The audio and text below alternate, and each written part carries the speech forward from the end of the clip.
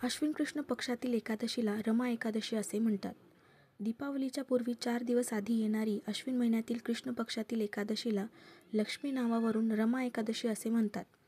या दिवशी भगवान विष्णूच्या पूर्णावतार कृष्णाच्या केशव रूपाची पूजा आराधना करतात. हे एकादशी व्रत करण्यामुळे मृत्यू लोकातील वैभव उपभोगायला मिळते आणि अंतकाळी मोक्ष प्राप्त होते.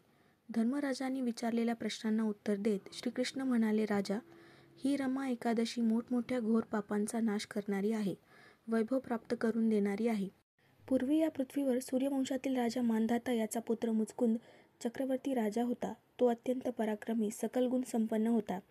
त्याने सर्व राज्य सर्वोत्परी सुराज्य केले होते. त्याची देव इंद्राबरोबर गाढ मैत्री होती. त्याचबरोबर यम, कुबेर, वरुण, त्याचप्रमाणे बिभीषणाबरोबर मैत्री होती. राजा मोठा धर्मात्मा, विष्णुभक्त होता. देवाचा राजा इंद्र त्याचे शत्रू, त्याचप्रमाणे दैत्याचा निपात करण्यासाठी मुचकुंद राजाचे सहाय्य घेत असे. इंद्रदेवाकडून त्याने एक वरदान मागून ठेवले होते. मी निद्रिस्त असताना जो मला जागे करेल त्याच्याकडे मी डोळे उघडून पाहताच तो भस्म होईल आणि मला त्या क्षणी भगवंताचे दर्शन होईल. श्रीकृष्ण आणि सर्व यादव यांचा निःपात करण्याच्या द्वेषबुद्धीने कंसाचा सासरा जरासंध याने कालियवन दैत्याच्या सहाय्य घेतले. कालियवनाला समोरासमोर मारणे अशक्य होते, कारण तो फार बलाढ्य आणि युद्धकुशल होता. म्हणून श्रीकृष्णांनी सर्व यादव वीरांना मथुरेतून द्वारकेमध्ये नेले. तेथे यादव सुरक्षित होते.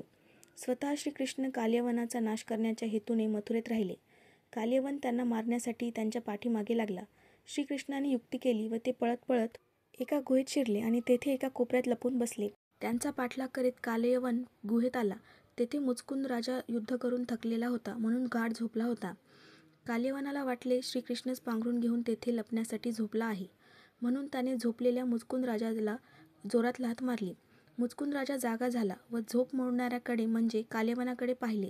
त्या क्षणी मुचकुंदाच्या डोळ्यातील अग्नीने कालियवन भस्म झाला. श्रीकृष्ण पुढे आले. भगवंतांनी दर्शन दिले म्हणून मुचकुंद राजाला आनंद झाला. त्याने श्रीकृष्णाला साष्टांग नमस्कार केला आणि त्याला दिलेल्या वराची पूर्तता झाली. अशा पराक्रमी मुचकुंद राजाला चंद्रभागा नावाची एक कन्या होती. ती उपवर झाली होती. तिच्यासाठी कोणता वर शोधावा याचा विचारात राजा चिंतित राहू लागला. असाच एक दिवस राजा विचार करीत असताना चंद्रभागा तेथे आली व पित्याला म्हणाली, पिताश्री, तुम्ही माझ्या विवाहाचा नेहमी विचार करीत असता, परंतु तुम्ही काळजी करू नका. माझ्यासाठी मी वर शोधून काढीन. तो चांगला कुलवान, पराक्रमी, बलवान, देखणा, सुसंस्कार संपन्न, बुद्धिमान असेल. त्यासाठी मी एक पण जाहीर करणार आहे. तो पण असा की आपल्या राजवाड्यासमोरचे वडाचे प्रचंड झाड वाढले आहे. ते झाड एका बाणाने जो मुळासकट उखडून टाकील त्याच्याशी मी लग्न करीन. चंद्रभागेचा हा पण राजाने मान्य केला आणि तो पण राज्यभरात जाहीर केला. जाहीर केलेल्या दिवशी असंख्य राजपुत्र मुचकुंद राजाच्या राजवाड्यासमोर हजर झाले. अनेक राजपुत्रांनी बाण सोडून वडाचे झाड मुळासहित उखडून टाकण्याचा प्रयत्न केला, परंतु सर्वांचे प्रयत्न असफल झाले. शेवटी चंद्रसेन राजाचा पुत्र शोभनने एका बाणात झाड मुळासहित उखडून टाकले आणि पण जिंकला. चंद्रभागा आनंदाने, उत्साहाने त्याच्या गळ्यात माळ घालण्यासाठी निघाली. इतक्यात त्या ठिकाणी आलेल्या महान तपस्वी ऋषी भीष्मानी यांनी चंद्रभागा व राजा मुचकुंदला जरा बाजूला घेतले व सांगितले, मी ध्यान लावून चंद्रभागा राजकुमारीचे भविष्य पाहिले, तेव्हा मला समजले की राजपुत्र शोभन हा अल्पायुषी आहे. आजपासून 3 वर्षाच्या आत त्याचा मृत्यू होईल. हे भविष्य समजल्यावर मुचकुंदाचे विचार बदलले व त्यांनी आपल्या कन्येला राजकुमार शोभन बरोबर विवाह करू नको म्हणून सांगितले. चंद्रभागा म्हणाली, त्याने पण जिंकला आहे. क्षत्रिय धर्मानुसार माझा त्याच्याशीच विवाह होणार. मुचकुंद राजा मुलीच्या हट्टापुढे काही करू शकला नाही. त्याने अत्यंत थाटामाटात चंद्रभागा शोभनाचा विवाह करून दिला. या विवाह सोहळ्याला पृथ्वीवरील मोठे मोठे राजे, स्वर्गातले देव, गंधर्व, स्वतः इंद्रदेव व इतर मान्यवर उपस्थित राहिले. 4 दिवस लग्न सोहळा सुरू होता. ब्राह्मणांना इच्छाभोजन दक्षिणा देण्यात आली. दोघांचे वैवाहिक जीवन अतिशय सुखी, आनंदपूर्वक होते. लग्नानंतर एकदा राजपुत्र शोभन अश्विन कृष्ण दशमीला सासुरवाडीला चंद्रभागेला भेटायला आला. त्या दिवशी राजाने दवंडी देऊन उद्या अश्विन कृष्ण एकादशीचा सर्वांनी उपवास करावा म्हणून सांगितले. राजपुत्र शोभनला उपवास हा प्रकार नवीन होता. तो आपल्या पत्नीला म्हणाला, मी आत्तापर्यंत तुझ्या पित्याच्या आज्ञेप्रमाणे उपाशी राहिलो, पण आता भूक सहन होत नाही, काहीतरी खायला दे. परंतु चंद्रभागेने त्याची समजूत घातली. सकाळी लवकर स्नान झाले की तुम्हाला मिष्टान्न भोजन देईन, पण आता काही मिळणार नाही.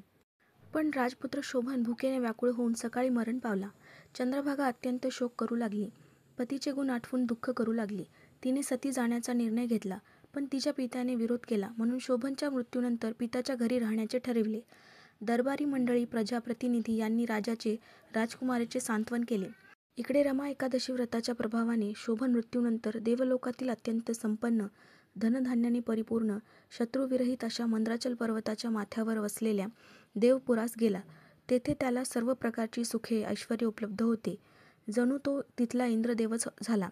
एके दिवशी राजा मुचकुंदच्या नगरातील सोमशर्मा नावाचा ब्राह्मण तीर्थयात्रा करीत फिरत फिरत मंद्राचल पर्वतावरील देवलोकात आला. तेथील ऐश्वर्य पाहून चकित झाला. कसलेही न्यून नसलेला तो देवलोक, तेथील प्रत्येक वस्तू सौंदर्यपूर्ण होती.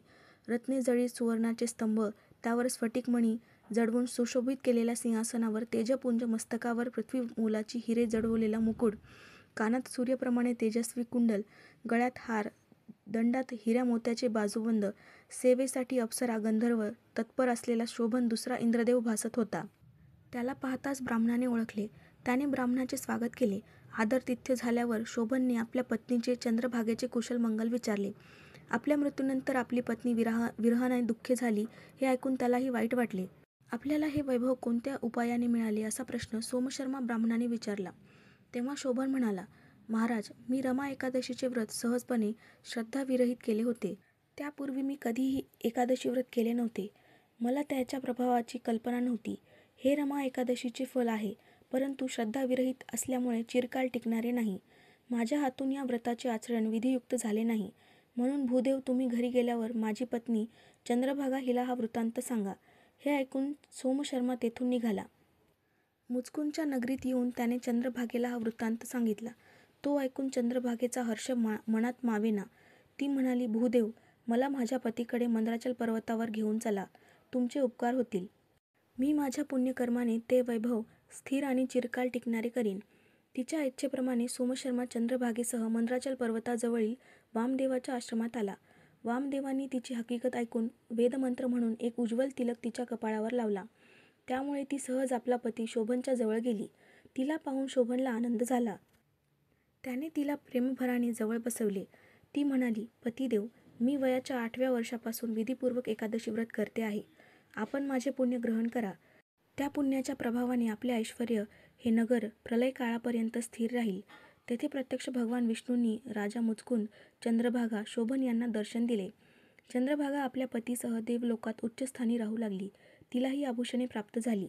अशी ही अश्विन कृष्ण पक्षातील रमा एकादशी कथा संपूर्ण. श्रीकृष्णार्पणमस्तु.